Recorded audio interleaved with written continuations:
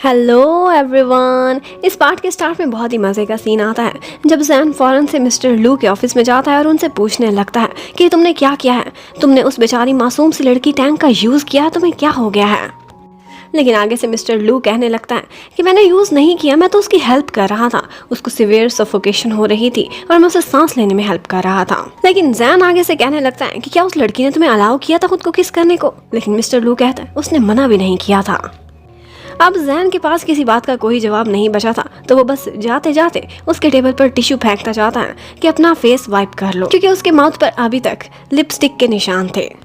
अब इसके बाद जैन जब घर जाता है तो वो टैंक से बात करने लगता है और उससे कहता है कि वो मेरा बहुत अच्छा फ्रेंड है, लेकिन अगर वो घटिया इंसान है मैं उससे दोस्ती खत्म कर दूंगा। उसने तुम्हारे साथ अगर कोई जोर जबरदस्ती की है तो देखना मैं उसकी कंपनी भी छोड़ दूंगा और उससे बदला भी लेकर आऊंगा। इनफैक्ट ये बात सुनकर टैंक को काफी खुशी होती है क्योंकि जैन उसका काफी अच्छा फ्रेंड बन गया था। लेकिन वो कहने लगती है कि एक्चुअली वो सिर्फ मेरी हेल्प कर रहा था और हाँ, मैंने भी उसे नहीं रोका, इसलिए उसकी कोई गलती नहीं है। और फिर इस तरह से बातों बातों में टैंक को सारी बात जैन को बतानी पड़ती है कि वो कैसे इस ऑफिस से पहले भी उसे एक ट्रिप पर भी मिली थी और उनकी डायरी का भी चक्कर चल रहा है। अब एक तरफ तो टैंक को बार बार यही ख्याल आए जा रहा था कि आज उनकी किस तरह से किस हुई है और उसे हर तरफ मिस्टर लू ही नजर आता है। इवन कि अपने बेड पर वो जिस तरफ करवट लेती थी वही स्माइल करता हुआ दिखाई देता था। अब इसके बाद हमें नेक्स्ट डे दिखाते हैं कि ही कुछ प्लान कर रहा होता है। वो अपने सारे यूनिवर्सिटी के फ्रेंड्स को कॉल करता है जो कोई भी टैंक को जानता था। उनमें से किसी के पास भी अगर टैंक की कोई फोटोज थी तो वो उनसे मांग लेता है। उधर टैंक आज जब ऑफिस में जाती है तो मिस्टर लू से कहता है कि मैं आपको एक बात क्लियर करना चाहती हूँ कि अगर आप मुझे कोई स्पाई समझते हैं जो आपकी कंपनी में कुछ चुराने के लिए आया तो मैं ऐसी नहीं हूँ। मेरा कॉन्शियंस एकदम क्लियर है। अगर फिर भी आप चाहते हो कि मैं रिजाइन दे दूं या फिर मेरे पे इन्वेस्टिगेशन करानी है तो आप करा सकते हो। लेकिन आज लू को बिल्कुल भी गुस्सा नहीं था, वो बहुत शांत स्वभाव में था। अब टैंक वहाँ पर अपनी पैकिंग करने लगती है क्योंकि कल रात को उसने उसे बोला था कि तुम कल रिसेप्शन की जॉब पर वापस चली जाओगी। लेकिन अब लू को ये एक्सेप्ट नहीं था। वो उसे रोकने लगता है और धमकी देता है कि तुम्हारी डायरी भी फाड़ दूंगा अगर तुम वापस जाने से ना रुकी तो। अब वो टैंक को मनाता है और जाते जाते उसका सारा बॉक्स और सामान वापस उसके डेस्क पर रख देता है और उससे कहता है मैं सिर्फ इतना चाहता हूँ कि तुम हमारी कॉम्पिटिटर कंपनी से किसी किस्म का कोई कॉन्टेक्ट ना करो जो काम से रिलेटेड हो। तुम अब किसी भी ऐप में ही की हेल्प नहीं करोगी। अब टैंक भी ये बात मान जाती है और इस बात पर मिस्टर लू फिर उसे एक कैंडी भी खिलाता है उनकी सुलह होने की खुशी में। उधर हमें मैंग को दिखाते हैं। वो आज जैन की बहुत खिदमतें कर रही थी। वो उसके लिए कॉफ़ी भी बना कर लाई थी, बड़े प्यार से उसे पिलाती है और इसके साथ साथ उसके फेस को वाइप कर रही होती है कि इतने में ऊपर से टैंग आ जाती है। उसे देखकर वो इस तरह से कुछ मुड़ती है कि उसके लिपस्टिक का मार्क जैन के चीक्स पर लग जाता है। अब यहाँ पर जैन काफी कंफ्यूज हो जाता है। मैंग तो भाग गई थी। अब टैंग उससे बहुत सारी बातें पूछती है। वो बेचारा नर्वस होता रहता है। वो उसे जाते जाते कुछ भी नहीं बताती कि तुम्हारे चीक्स पर मार्क लगा हुआ है। अब वो सीधी जाती है मैंग के पास और उसे बातों बातों में अंदाजा हो गया था कि मैंग उसे लाइक करने लगी है और शायद इस वजह से कंफ्यूज है कि वो दोनों एक ही घर में रहते हैं, कहीं इन दोनों की आपस में कोई सेटिंग ना हो जाए।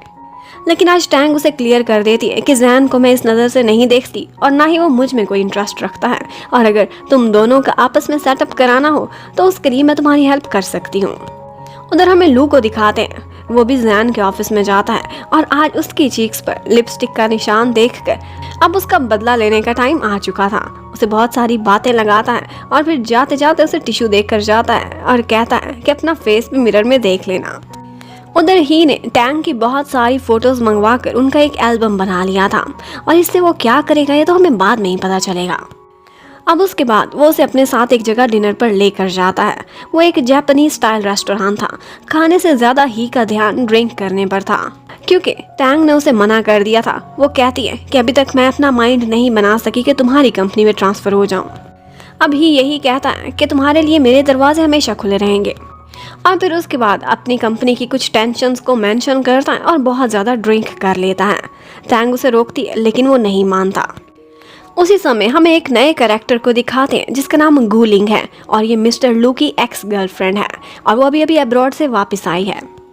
वो अभी तक लू को भुला ही नहीं पाई थी तो वो उसके अपार्टमेंट के बाहर खड़ी होकर उसे चोरी चोरी देख भी रही होती है। उधर ही अब बहुत ज़्यादा ड्रंक हो गया था, वो टुन था तो अपने क्रेडिट कार्ड की भी उसको बता देता है और साथ ही साथ अपने घर का एड्रेस भी और कहता है कि मुझे यहाँ से ले चलो। लेकिन कहीं ना कहीं लग रहा था कि वो नाटक कर रहा है। उधर जैन को टैंक की बहुत फिक्र हो रही थी। इतनी रात हो गई थी, वो घर ही नहीं आई थी और उसका फोन भी नहीं लग रहा था। इतने में वो लू को कॉल करता है, उससे पूछता है कि तुम्हारे साथ कोई है। वो कहता है यस, एक्चुअली उसके साथ उसका डॉग था, लेकिन जैन को लगता है कि इसके साथ टैंक है। वो कहता है कि उस बेचारी लड़की को छोड़ो और उसे घर भेज दो। अब लू को भी समझ आ जाती है कि टैंक कहीं गई हुई है। वो भी उसकी तलाश में निकल पड़ता है। अब जैसे ही वो निकलता है तो उसकी एक्स गर्लफ्रेंड, जिसका नाम गुलिंग था, वो उसके अपार्टमेंट में चोरी चोरी घुस जाती है। उधर टैंक बहुत मुश्किलों से ही को उसके बेडरूम तक पहुंचाती है। वो बहुत ज्यादा हैवी था और वो बेचारी दबी पड़ी थी कि इतने में जैन की कॉल आती है। वो कहती है मैं कुछ कर रही हूँ, बाद में बात करूंगी। अब टैंक को लगा था काम खत्म हो गया है, जाने लगती है, लेकिन यहाँ पर ही मिस्टर ही की ओवर एक्टिंग स्टार्ट हो जाती है। वो अपनी तबीयत खराब होने का बहाना करने लगता है और बार बार टैंक को खुद की हेल्प करने को कहता है। वो बेचारी एक दफा बाहर निकलती है, जब वापस आती है तो देखती है उसने तो शर्ट भी उतारी हुई थी। अब उसे इस तरह से देख कर उसे काफी शर्म आती है। उधर जैन ने भी पूरे शहर को तंग किया हुआ था। ही का नंबर नहीं लगता तो वो फौरन से यलिन को कॉल करता है और पूछता है कि ही आज किसके साथ है, कहीं टैंक के साथ तो नहीं। अब यलिन झूठ बोल देती है कि वो मेरे साथ था, क्योंकि उसका काम ही यही था अपने बॉस को प्रोटेक्ट करना। उधर टैंक बड़ी मुश्किल में फंस गई थी। उसको किसी तरह से एक टी शर्ट भी पहनाती है ताकि वो इजी हो जाए और उसे कवर भी कर देती है।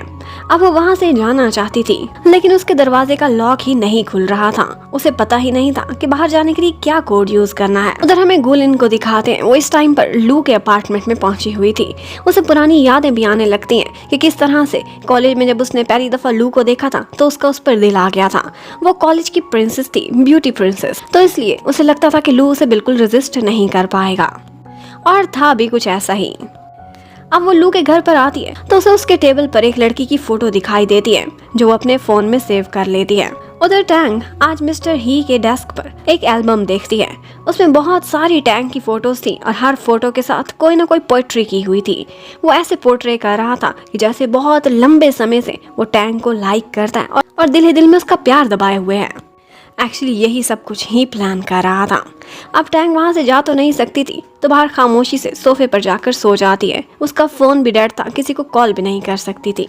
उधर हमें लू को दिखाते हैं। वो जैसे ही के घर जाने लगता है, यलिन नजर आती है जो जबरदस्ती उसे अपने साथ ड्रिंक करने ले जाती है। यलिन उससे दिल की बातें करती है और कहती है लू, मैंने देखा है कि तुम उस लड़की को, टैंक को लाइक करते हो। तुम इतना बता दूं, ही उसे इस कंपनी में लेना चाहता है। एक्चुअली यलिन भी नहीं चाहती थी कि टैंक इस कंपनी में आए, क्योंकि वो ही को जो पसंद करती थी। अब वो उससे कहती है कि मैंने यही सुना है कि उसने आज ही के साथ ड्रिंक किया है, लेकिन उसके घर जाकर हमें चेक करने की कोई ज़रूरत नहीं। जो चीज़ें पर्दे के पीछे उन्हें रहने दो, नहीं तो अगर हमारे सामने आई तो हमारा बहुत दिल टूटेगा। एक्चुअली यही यलिन की हमेशा से स्ट्रेटेजी थी। वो हर चीज़ से कबूतर की तरह से आंखें बंद कर लेती थी और आज वो लू को भी यही मशवरा देती है। कहती है कि अगर अपने दिल को सुकून में रखना चाहते हो तो शांति से यहीं बैठे रहो, जो होगा कल देखा जाएगा। अगर वो लड़की तुमसे वाकई प्यार करती है, तुम्हें मिलना हुआ तो वो मिल जाएगी, और अगर मुझे ही ने मिलना हुआ तो वो मुझे मिल जाएगा। उधर हमें ही को दिखाते हैं। वो वाकई ड्रंक नहीं हुआ था। जब टैंक सो जाती है तो बड़े प्यार से आता है और उसे कवर कर देता है। अब जब अगली सुबह टैंक उठती है तो वो देखती है मिस्टर ही ने उसके लिए ब्रेकफास्ट भी प्रिपेयर किया हुआ था, और वो उससे कहता है कि सॉरी, आज मेरी वजह से तुम ऑफिस से लेट हो जाओगी। इसलिए उसकी हेल्प करने के लिए वो ही उसको ड्रॉप करने की भी बात करता है। अब जब टैंक उसकी गाड़ी में ऑफिस में आती है तो उसे मिस्टर लू का सेक्रेटरी देख लेता है। अब जब वो लू के ऑफिस में जाती है तो वो बहुत गुस्से में भरा हुआ बैठा था। ऑफ कोर्स उसे पता चल गया था कि कल रात ये ही के साथ थी। वो उससे सीधे मुंह बात भी नहीं करता, और उसके बाद वो जब जैन के ऑफिस में जाती तो वो उससे पूछने लगता है कि तुम कल कहाँ थी। अब उनकी बातें बाहर खड़ा सेक्रेटरी भी सुन लेता है कि ये दोनों एक ही घर में रहते हैं, मतलब कि क्या लिविंग रिलेशनशिप में है, और ये लड़की मिस्टर ही यानी कि जैन के भाई के साथ कल रात थी। जैन टैंक को समझाने लगता है। टैंक कहती है तुम गलत सोच रहे हो, हमारे बीच ऐसा वैसा कुछ नहीं हुआ और मैं कोई गलत लड़की नहीं हूँ, मैं सिर्फ एक ड्रंक इंसान की हेल्प कर रही थी। जैन का कहना था कि मेरा भाई बहुत 2 नंबर है, वो इतनी जल्दी ड्रंक भी नहीं होता, उसने यकीनन तुम्हें प्लॉट किया होगा। उधर सेक्रेटरी सीधा मिस्टर लू के पास आता है और कहता है आप चाहे मुझे डांटें चाहे पनिशमेंट दें, आज मैं सच बताऊंगा, और वो ये है, मैंने देखा है कि आप लकी टैंक को लाइक करते हैं, पर उस लड़की की हकीकत ये है कि वो जैन के साथ लिविंग रिलेशनशिप में है, और इसके साथ साथ कल रात उसने बिताई है उसके भाई मिस्टर ही के साथ। मैंने खुद देखा है, उसने उसे यहाँ पर ड्रॉप किया अपनी गाड़ी में। अब ये सुनकर तो मिस्टर लू बेचारा बहुत परेशान हो जाता है। उसने सोचा भी नहीं था कि उसका बेस्ट फ्रेंड जैन उसे धोखा देगा। आज तक टैंग के बारे में जो भी उसने सुना था दूसरों से सुना था और वो हर बात उससे छुपाती आई थी और जैन भी छुपाता रहा था। अब जब टैंग ऑफिस में वापस आती है और उससे कॉफी कप पूछती है तो वो गुस्से में कप ही गिरा देता है और चिल्लाने लगता है कि तुम चाहो तो रिसेप्शन पे वापस चली जाओ और चाहो तो ये कंपनी छोड़कर ही के पास चली जाओ। तुम में क्या इतनी भी शर्म नहीं है कि तुम एट अ टाइम 2 भाइयों को पटाए बैठी हो। अब ये सुनकर तो टैंग को भी गुस्सा आने लगता है। वो उसके कैरेक्टर पर बातें कर रहा था और यहाँ पर उनकी लड़ाई काफी ज्यादा बढ़ जाती है और गुस्से में टैंग उसे बुरा भला कहती हुई वहाँ से बाहर निकल जाती है। अब उसके बाद जैन लू के ऑफिस में आता है। लू को उस पर भी बहुत गुस्सा था। वो गुस्से में उसे एक धक्का भी दे देता है, लेकिन यहाँ पर जैन उसे सब कुछ क्लियर करता है कि वो मेरी कोई गर्लफ्रेंड नहीं है, वो सिर्फ एक फ्लैटमेट है और ये एक आम सी बात है। बहुत से लोग इकट्ठे एक घर में रहते हैं और जहाँ तक ही की बात है उसने मुझे सब सच बताया है। उसका ही से कोई रिलेशन नहीं है। वो सिर्फ ड्रंक हो गया था और वो उसे घर तक छोड़ने गई थी। और तुम क्यों इतना जेलस हो रहे हो? क्या तुम उसे लाइक करते हो? अगर करते हो तो बी अ मैन, उसे ये सब बताओ। लेकिन लू ये एक्सेप्ट करने को रेडी ही नहीं था कि वो टैंग को लाइक करता है। उधर गुलिंग आज ही से मिलने के लिए जाती है और उससे बातों बातों में एक लड़की की फोटो दिखाकर पूछती है कि ये कौन है। अब जब गुलिंग को पता चलता है कि ये लड़की लू की कंपनी में एक रिसेप्शनिस्ट है, लेकिन जब उसे ये मालूम पड़ता है कि वो एक बहुत बड़ी कंपनी और बहुत बड़ी यूनिवर्सिटी से पढ़कर आई है तो उसे यकीन हो जाता है कि ये सिर्फ और सिर्फ लू को पटाने के लिए वहाँ पर छोटी मोटी जॉब कर रही है। अब ही को तो इससे फायदा ही होगा। आई थिंक वो यही सोच रहा है कि लू और टैंग के रास्ते में गुलिंग आ जाएगी और इस तरह से उसका रास्ता साफ हो जाएगा। अब उस कैफे से बाहर निकलते हुए गुलिंग की टक्कर सीधी टैंग से हो जाती है और वो टैंग पर काफी गुस्सा भी करती है और वहाँ से निकल जाती है। और फिर वहीं पर ही टैंग ही को देखता है तो उसे अपने साथ लंच पर ले जाता है जबरदस्ती और उससे कहता है कि अगर तुम्हें किसी पर गुस्सा है तो यही गुस्सा तुम खाने पर निकालो। टैंग कहती है हाँ है और अपने बॉस पर है और फिर वही गुस्सा खाना खा के निकालने लगती है। इतने में हमें कुछ फ्लैशबैक्स भी दिखाते हैं। पहले जैन और ही दोनों बहुत अच्छे भाई भाई हुआ करते थे और एक दफा उन्होंने क्रिसमस पर एक दूसरे को एक यादगार तोहफा भी दिया था।